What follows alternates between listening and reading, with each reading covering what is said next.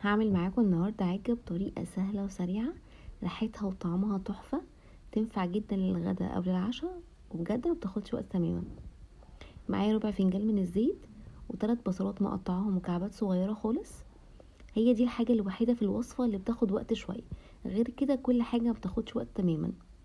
هفضل بقى اقلب فيها، اهم حاجه يبقى ايدي فيها كده على طول، علشان انا عايزه البصل كله ياخد لون واحد. واول بقى ما اوصل للون اللي انا عايزاه، ببقى عايزه اللون المحمر شويه كده مايل على بني فاتح، اكون محضره نص كوبايه من الميه البارده. اول ما اوصل بقى للون اللي انا عايزاه، اروح طافيه على النار ومنزله نص كوبايه الميه، واسيبها بقى لغايه ما تبرد تماما. في المرحله بقى دي اكون انا بقى مولعه الفرن على درجه حراره 180 رف اوسط، وابتدي بقى ان انا احضر المكونات بتاعتي. معايا 4 بيضات بدرجه حراره الغرفه، عليهم معلقه صغيره مليانه من الملح ورشه من الفلفل الاسود، وهضربهم بقى كويس جدا كده بالخلاط او بالهاند بلندر المتوفر عندنا.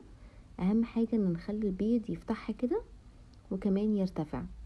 اكون بقى محضره كوبايه مليانه كده من الشبت وورق الكزبره، واخده بس الورق بتاعهم من غير عيدان، ومغسلاهم كويس جدا ومقطعاهم صغير خالص، وهضيفهم بقى على البيض. ومعايا كمان طماطمايه شايله البذر بتاعها ومقطعاها مكعبات صغيره، وفلفل حامي وفلفل رومي.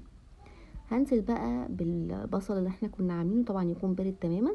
وهنزل كمان ب4 معالق كبار من الدقيق، كل بضايه عليها معلقه دقيق كبيره. لو حابين تزودوا بالتاني مفيش مشكله خالص، بس كل بضايه عليها معلقه دقيق كبيره.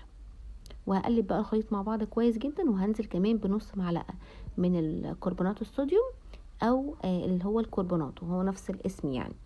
هنحط نص معلقه، يا ريت ما نكترش منه عشان ما يخليش الخليط يمرر معانا.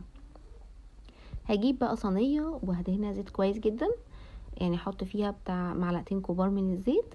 وبعد كده بنزل بقى الخليط، اسويه من على الوش بقى كده وادخله على الفرن.